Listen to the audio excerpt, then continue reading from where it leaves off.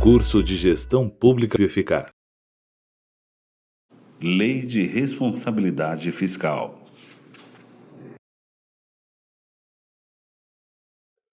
Meus amigos e minhas amigas, dando continuidade ao nosso curso de Gestão Pública Eficaz, hoje nós vamos falar sobre o artigo 163 da Constituição Federal. E o que diz o artigo 163 da Constituição Federal? Olha só. Lei complementar disporá sobre. Essa lei complementar é para regulamentar este artigo.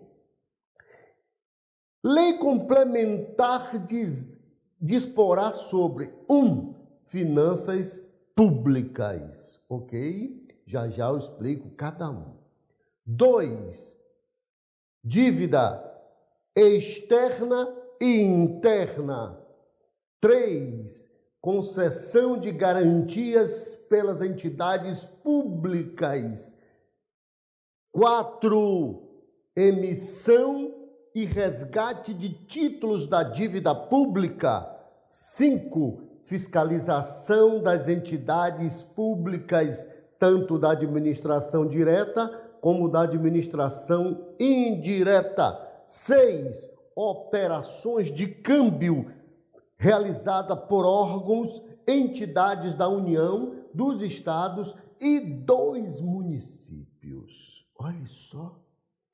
A lei complementar vai fazer a regulamentação desse artigo inteiro. E o que diz logo lá no inciso 1º? Lei complementar disporá sobre finanças públicas. O que são finanças públicas? Você já sabe. Finanças públicas é a política de receitas e despesas do governo.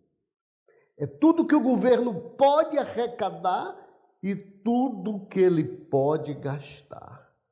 Os seus impostos, que são as suas receitas, as suas contribuições, as suas taxas, e do outro lado nós temos as despesas. Essa lei complementar vem regulamentar isto. 2.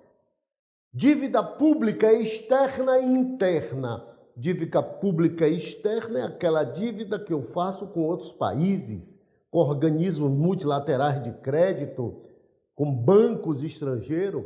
E a dívida interna são as dívidas que eu faço com os bancos internamente do Brasil, em todos os bancos aí da rede do mercado financeiro. O governo pode se endividar com esses bancos.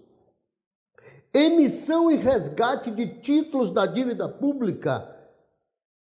O governo, para se financiar, ele toma empréstimo nos bancos. E ele oferece o que em garantia a esses bancos? Títulos do governo federal. Esses títulos são negociados com os bancos e os bancos entregam o que ao governo? Dinheiro, recursos financeiros, ok? Fiscalização financeira das entidades da administração direta e indireta, os ministérios, as fundações, as autarquias e, finalmente, as operações de câmbio, que são operações de fechamento de câmbio. Quando você exporta ou importa, você tem que fechar um câmbio, porque quando você importa, você compra dólar para pagar lá fora. Quando você exporta, você recebe em dólar, eu tenho que transformar esse dólar em real e lhe pagar. Então, essa lei complementar é que ia regulamentar tudo isto. Olhe só, 1999, o Brasil teve uma das maiores crises cambiais. A crise cambial foi tão violenta que o Brasil foi obrigado a recorrer ao Fundo Monetário Internacional em 1999. Em 1999, o Fundo Monetário vem fazer uma intervenção no Brasil. O Fundo Monetário ele tem esse papel. Isso foi definido lá no Tratado de Bretton Woods. No Tratado de Bretton Woods, em 1945, quando foi criado o FMI, o Fundo Monetário Internacional, o papel do FMI é socorrer os países com problema de balanços de pagamentos. Ok. Eis que chega o ano de 99 e a nossa Constituição, que é de 5 de outubro de 1988, ainda não tinha regulamentado este artigo da Constituição. Cada município gastava como queria, cada estado gastava como queria, não tinha um ordenamento fiscal. E o FMI pergunta ao governo brasileiro: e cadê a lei de responsabilidade fiscal? A lei que vai fazer com que esse artigo seja regulamentado? Não existia. Imediatamente o governo brasileiro pega algumas leis de alguns países que regulamentam as finanças públicas, dívida interna e externa, tudo isso que nós já falamos, e encaminha para o Congresso Nacional. A nossa lei, que é o projeto de lei que foi encaminhado para o Congresso Nacional à época, é semelhante à lei da Nova Zelândia.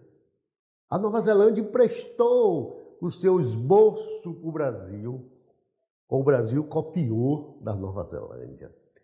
E foi para o Congresso Nacional. No Congresso Nacional, essa lei é aprovada no dia 5 de maio de 2000. Olha só, isso acontece em 99, a crise cambial. O FMI exige que esse artigo da Constituição seja regulamentado. Vai para o Congresso no dia 5 de maio, o então presidente da República, Fernando Henrique Cardoso, sanciona a Lei Complementar número 101, que é a nossa lei de responsabilidade fiscal. Eu costumo dizer que existe dois Brasis. Um antes da lei de responsabilidade fiscal e outro após a lei de responsabilidade fiscal. E a lei de responsabilidade vem colocar ordem na emissão de títulos públicos, na concessão de garantias, no endividamento dos estados, no endividamento dos municípios, no próprio endividamento da União, nas operações diárias, que é antecipação de receitas orçamentárias, que eu vou explicar aqui o que é, nas despesas de pessoal, na arrecadação de suas receitas próprias. Eu coloco ordem nas finanças públicas brasileiras. E a lei de responsabilidade tem como objetivo uma ação estratégica dos governos em todas as suas três instâncias, o governo federal, o estadual e municipal, para dar ordem à administração pública federal no Brasil. E essa lei complementar, ela entra em vigor da data de sua promulgação, 5 de maio de 2000. A partir de 5 de maio de 2000, o Brasil é outro. Nos municípios até 25 mil habitantes, o governo deu um prazo até 2003 para aplicar a lei de responsabilidade fiscal. Nos municípios acima de 25 mil habitantes, a lei de responsabilidade entrava em vigor imediatamente. E foi assim que ocorreu, a partir do dia 6 de maio de 2000. Como já disse, os municípios menores só entrou em vigor a partir de 2003. E o que é que a Lei de Responsabilidade Fiscal, que recebeu o número Lei Complementar número 101/2000. Então, está aí à disposição de vocês, a nossa plataforma, a Lei de Responsabilidade na sua totalidade.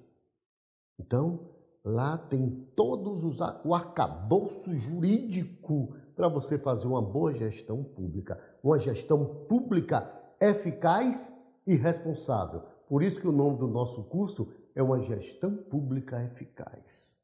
Olha só, a Lei Complementar número 101, ele traz em seu bojo, logo no artigo 1º, ele diz que todos os estados, municípios e a União têm que ter PPA, a LDO e a LOA, confirmando o que já fora dito no artigo 165, que eu digo que eu tenho 3 instrumentos de planejamento, o PPA, a LDO e a LOA.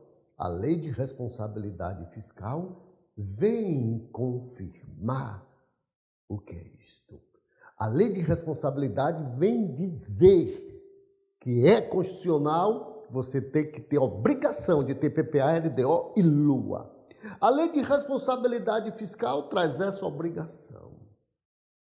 E no seu artigo 2º, ela define também o que é uma empresa estatal dependente. O que é uma empresa estatal? Em primeiro lugar, o que é uma empresa estatal? Uma SA é uma empresa estatal, aquela empresa que o governo detém maioria do capital com direito a voto. Mas nem toda empresa estatal é completamente independente, como o Banco do Brasil, como o Petrobras. Tem empresas estatais que recebem dinheiro da União. Diversas empresas. Essas empresas a gente chama, e a Lei de Responsabilidade Fiscal define como, olha só, preste atenção, define como empresa estatal dependente. Dependente do quê? Dos recursos da União, dos recursos do Estado, se for empresa estatal, estadual, e do município, se for empresa estatal, municipal. Então, isso se chama empresa estatal dependente. Olhe só. Neste mesmo artigo, é definido, e vocês vão guardar esse conceito direto com vocês. Vocês não vão esquecer mais nunca desse conceito. É um conceito chamado de receita corrente líquida. Logo no inciso 1º do artigo 163, diz assim, olha, Lei Complementar disporá sobre finanças públicas. Como é que nós definimos finanças públicas? A política de receitas e despesas do governo. Ok? Vamos lá. E o que é receitas correntes líquidas? É tudo que seu município, seu estado e a União arrecada. Arrecada com o quê? Nós já estudamos na aula sobre receita. Arrecada com seus impostos, com suas contribuições e com suas taxas. Tudo que ele arrecada, nos municípios, eu somo a essa receita tudo que o município recebe dos estados e da União, sobre a forma de FPM, a União, sobre a forma de TR, nos estados, sobre a transferência de ICMS. Então, olha só, a receita corrente líquida é tudo que eu recebo de receitas próprias e que eu recebo de outros entes. Observem só. Isso é importante porque, professor Erivaldo, porque é baseado nessa receita corrente líquida que nós vamos estabelecer. Não esqueçam, nós vamos estabelecer o índice de pagamento de pessoal, quanto o índice de pagamento de pessoal pode se comprometer da receita corrente líquida, o índice de endividamento dos estados, municípios da União, quanto ela pode tomar emprestado em bancos. Está vendo como esse conceito é importante? Então fixe, leia lá na Lei de Responsabilidade Fiscal que está à disposição de vocês. Nós vamos estudar todos os artigos da Lei de Responsabilidade Fiscal no que tange às finanças públicas. Todos. Está vendo? E aí você vai ter todo esse conhecimento para fazer uma gestão fiscal responsável. Mas hoje eu fico por aqui. Na próxima aula, nós vamos dar continuidade ao estudo de cada momento da Lei de Responsabilidade Fiscal, de cada artigo. Estudem, leiam, busque conhecimento, se aprofunde para a gente ter gestão pública eficaz e responsável nesse Brasil que tanto precisa de uma gestão consequente. Um grande abraço e fique com Deus.